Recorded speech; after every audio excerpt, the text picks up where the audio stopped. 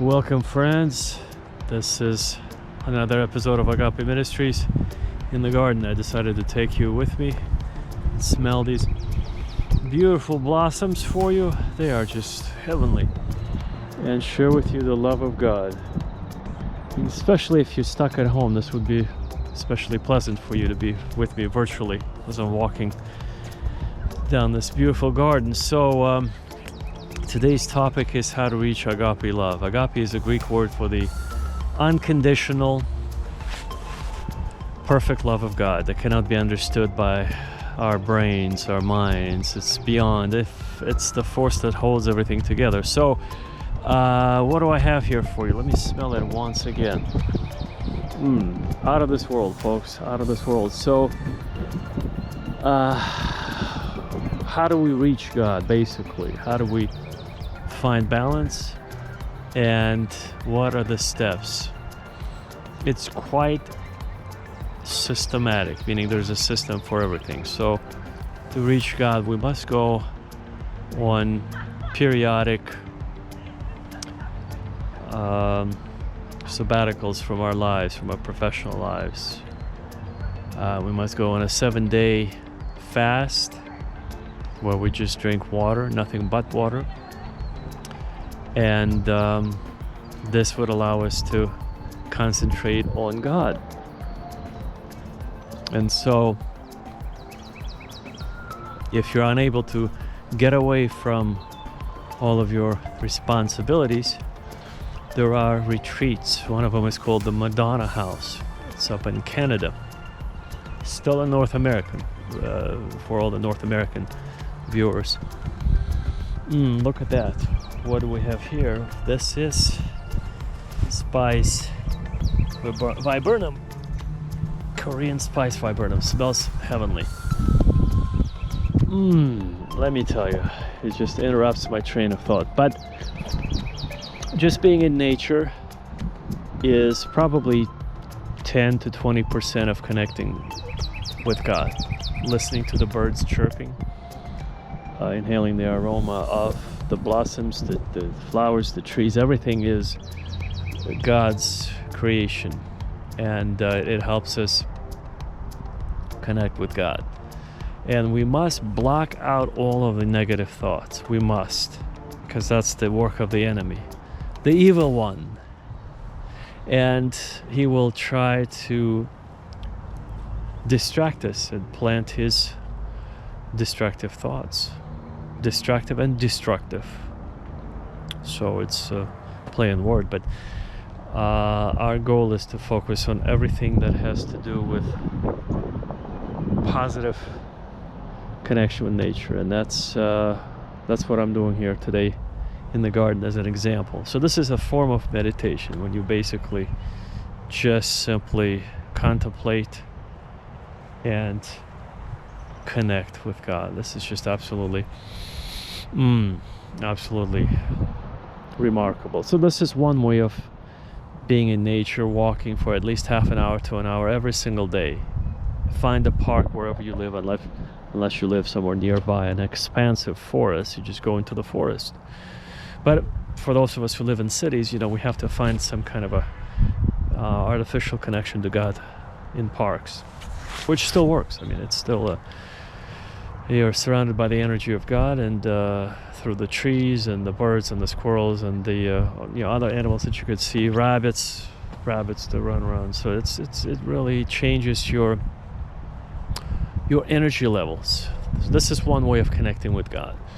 7-day fast would allow you to be completely just basically at the threshold of God's kingdom. So this is how you connect with God. So how do you repair your health or lose some weight if you need to? Well, that's very easy.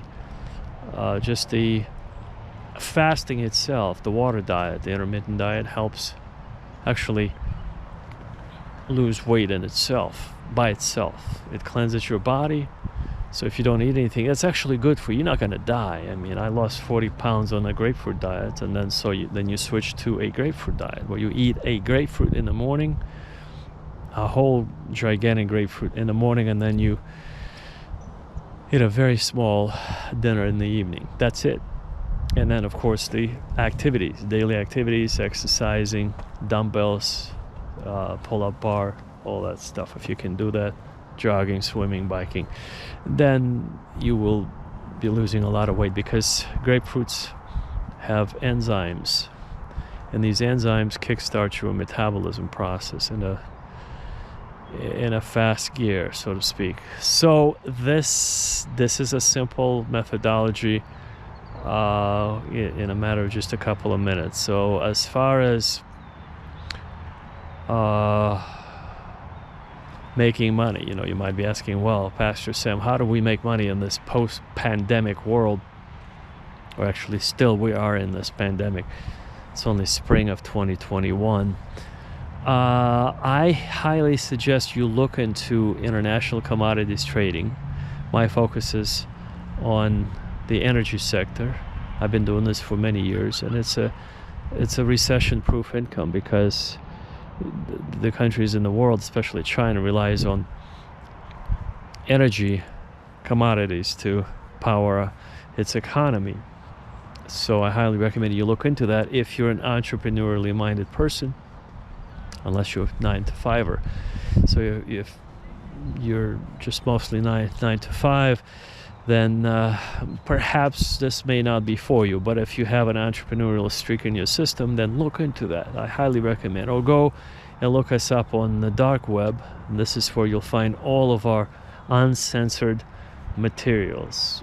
Why? Because here I have to filter my thoughts and my words so that I remain this channel open. I can't speak my mind because of this tyrannical system we live in. So they control, people or the governments control what sort of goes on social media, what doesn't. Remember, they kicked off Donald Trump off of several social media platforms. Can you believe that? They disallowed the president of the United States. I mean, what does it tell about that? I mean, it's a police state that hasn't been fully unveiled yet. They haven't opened up all of their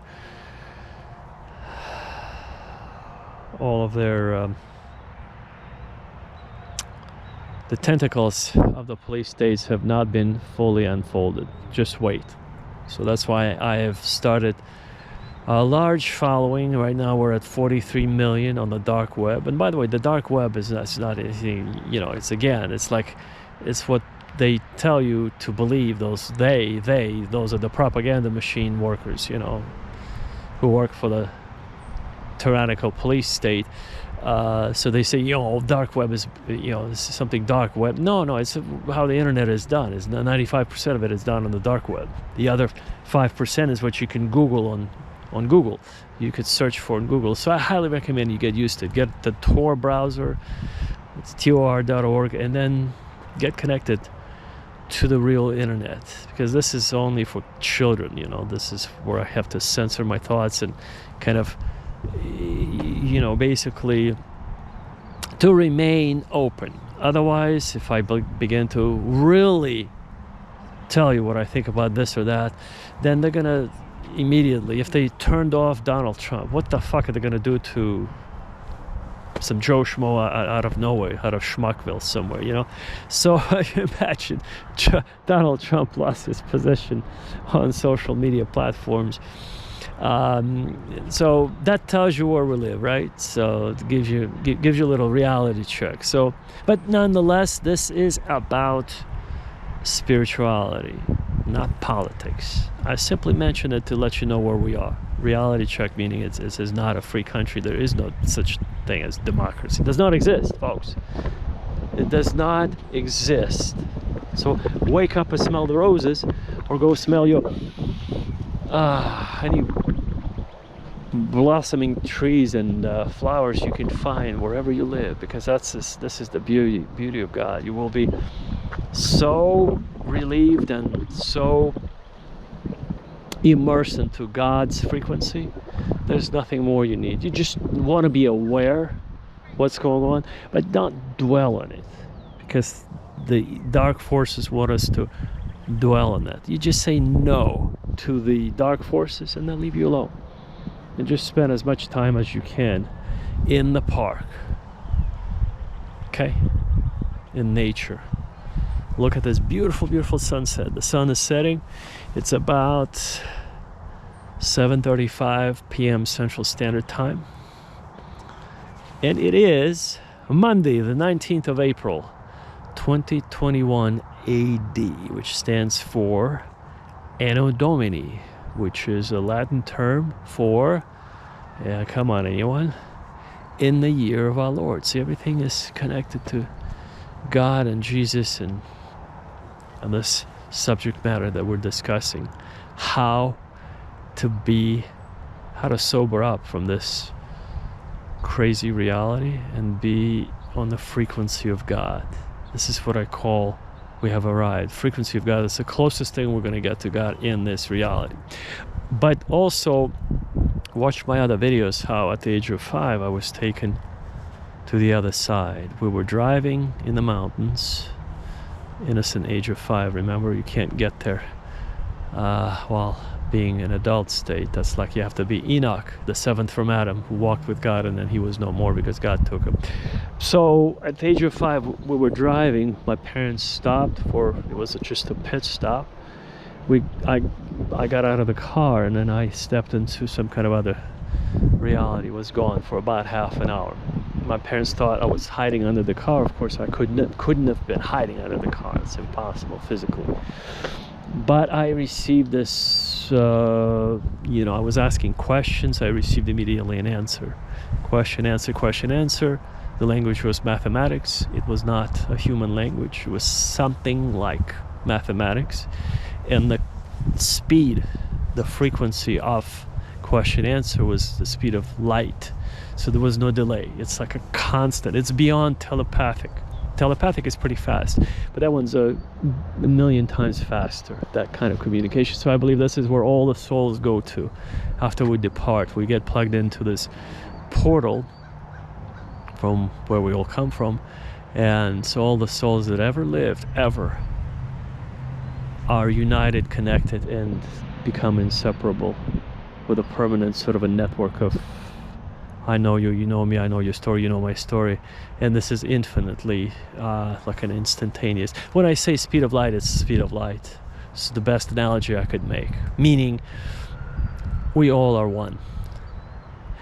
And so this collective consciousness plus the connection to God makes it the closest thing to heaven as I can just describe it to you. So, yeah, and right before I returned, obviously I'm here with you, talking to you, so about, Earth time, half an hour later, I returned to my parents, and my mother was hysterical. My father was saying, see, I told you it was, I told you it was probably under the car. I mean, I was not under the car. There's no way to hide under the car. It's just a sedan, I was 5 years old. You can't climb under the... They've looked everywhere for me. Under the car, over the ledge, it was in the mountains.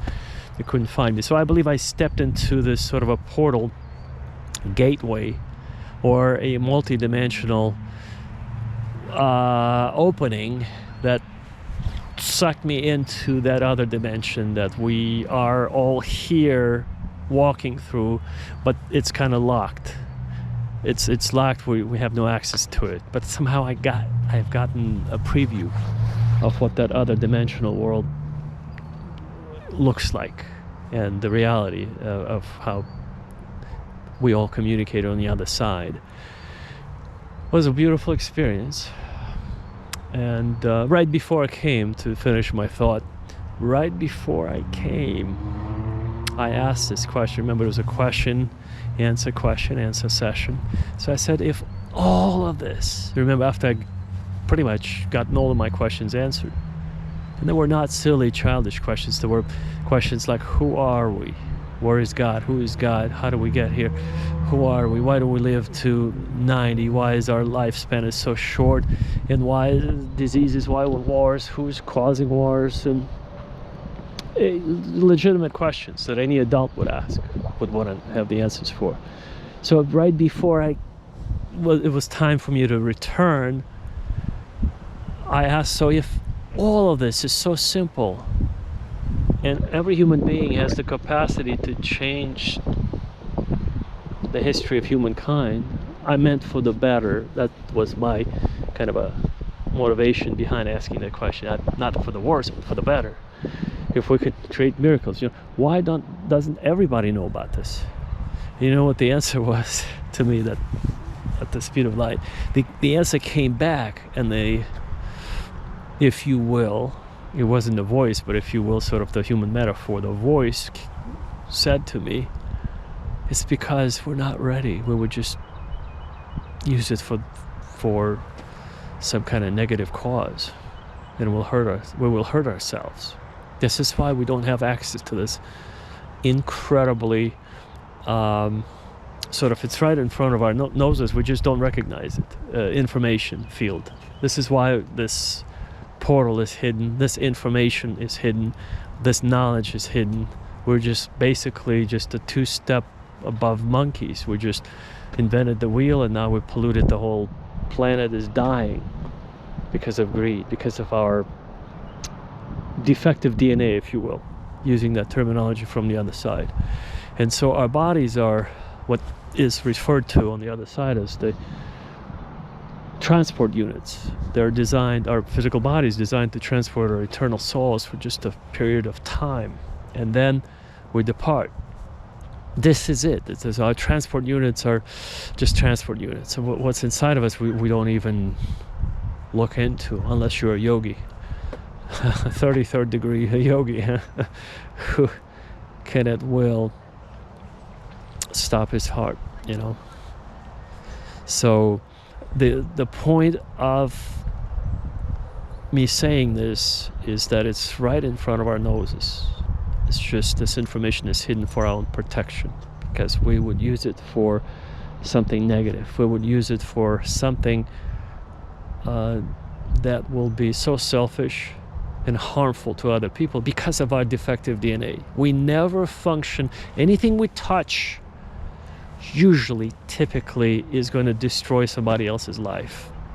So if you watch on YouTube the videos about how these whales and dolphins throw themselves on beaches around the world because they can't breathe, because of plastics, because of toxicity, because of the sonars in the submarines, military vessels, and the captains know about it, and they promise not to use. They continue to use sonars, and those whales go deaf. Imagine this massive, beautiful creature that suddenly becomes deaf, and it cannot navigate below the waters in the ocean. It just says, I'm going to go just die on the beach, to tell the...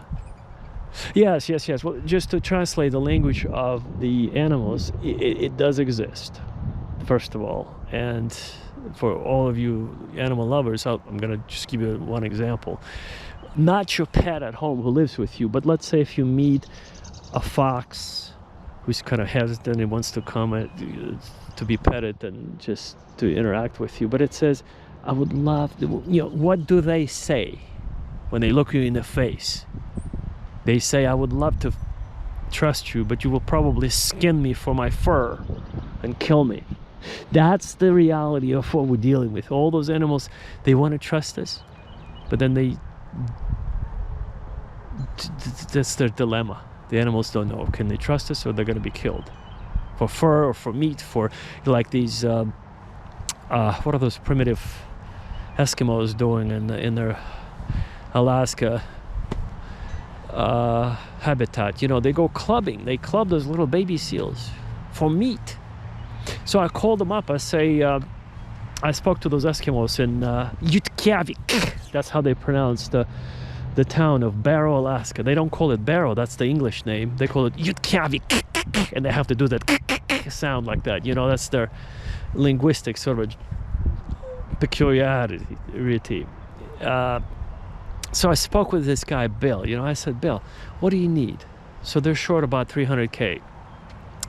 And because of global warming, he told me they actually now need refrigeration to store the whale meat on, you know, close to the beach where they have these little sort of like caves or hiding places. Basically, in the past, they would store the meat for year-round. Practically, it would stay cold enough for the meat not to go bad. So now they have to bring in electricity to store the meat so it doesn't go bad when they kill the whale and they bring it on shore and they sort of desecrate the animal and they carve it up and take it to their little huts and eat it.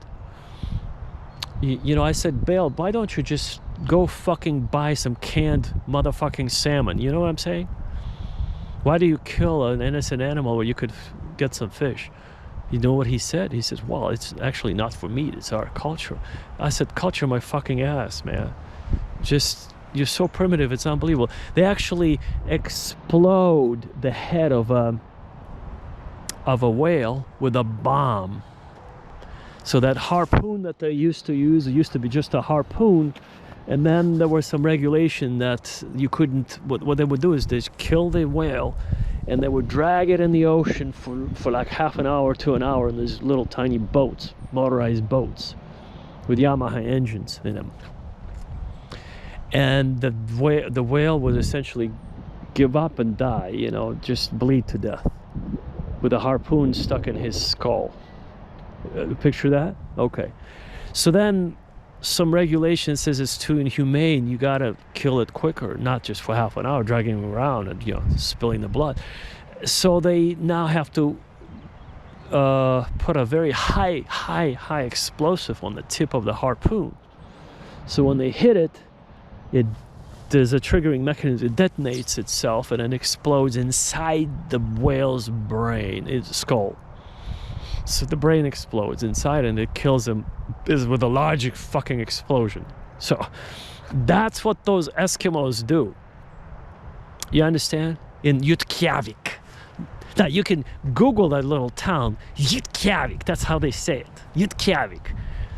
And then you tell me if this is not a savagery, if this civilized behavior to you. So in order for them to kill a whale with a high explosive that they get now overseas, because the US Army can't do it after 9/11, they have to buy it from Holland. They bring it to the US, heavy customs. Then it's a military grade explosive, by the way. This is not something you could get at a hunting supply store. So is this civilized to you? They kill them with an explosive, the whales.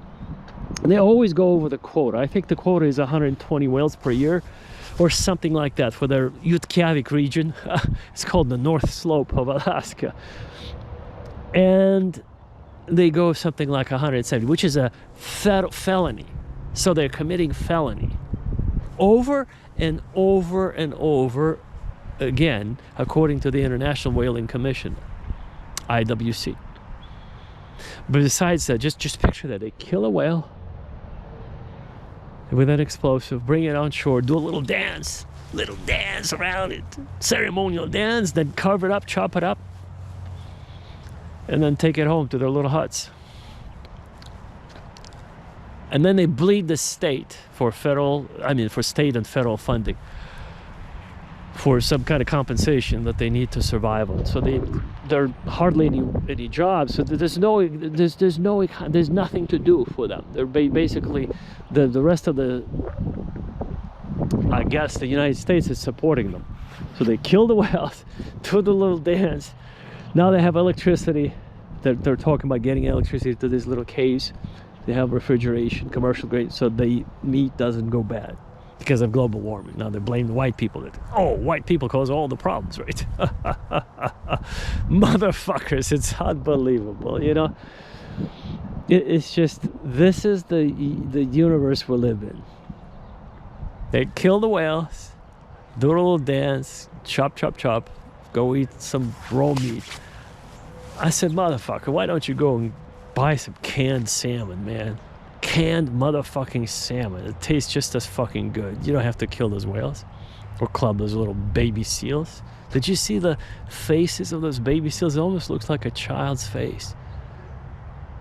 Well, anyway, this is my 2 cents on all the injustice that's done in the world towards animals, towards anything we touch. Everything is fucked up.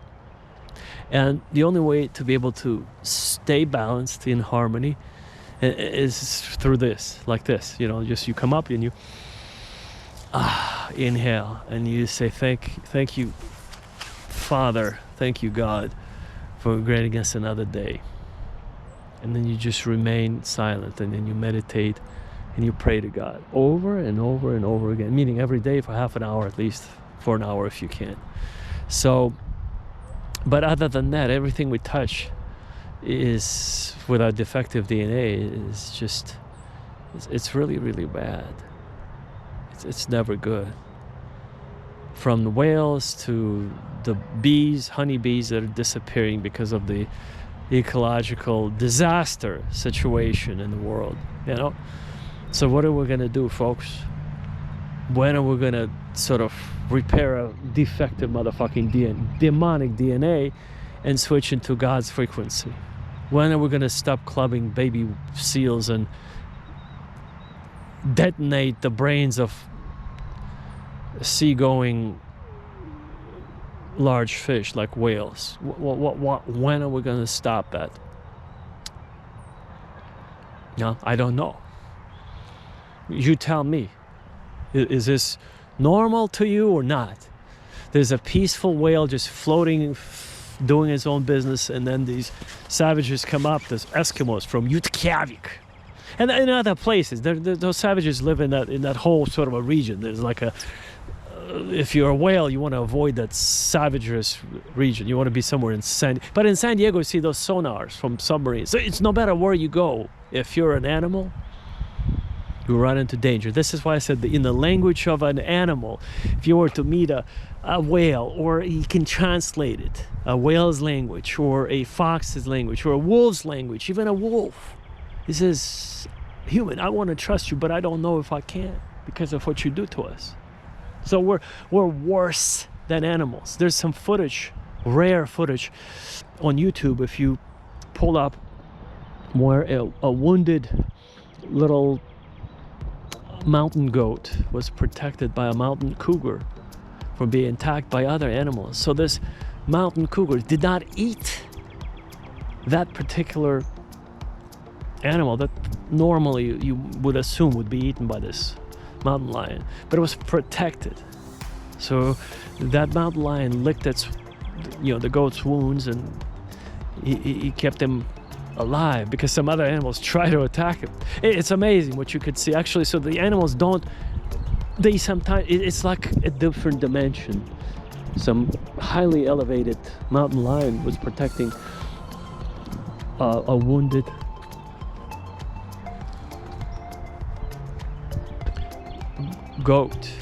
mountain goat, from being eaten by other animals. You understand? And not that the mountain lion killed it later. No. It was just an act of sort of an elevated spirit. I don't know what else to call it. It was a very highly evolved mountain lion, I guess. I wish all of the human beings were like that mountain lion, but I'm sure they're good people. I just wish, folks, this is the purpose of this Agape ministry. The purpose of this ministry is to elevate our thoughts and to help us reach those heights where we could be free. So look us up on the dark web, where I can completely stop censoring my own words and thoughts, and you will hear me open up to you like you would never believe. Something that I could say anything on the dark web. I cannot say but 1% of what I would like to say here on this channel, because I can't. Otherwise it would be removed. Because they removed Donald Trump, remember? If they removed the President of the United States, what are we to expect? So anyway, dark web, may the Lord be with you. A usual benediction. May His angels be with you.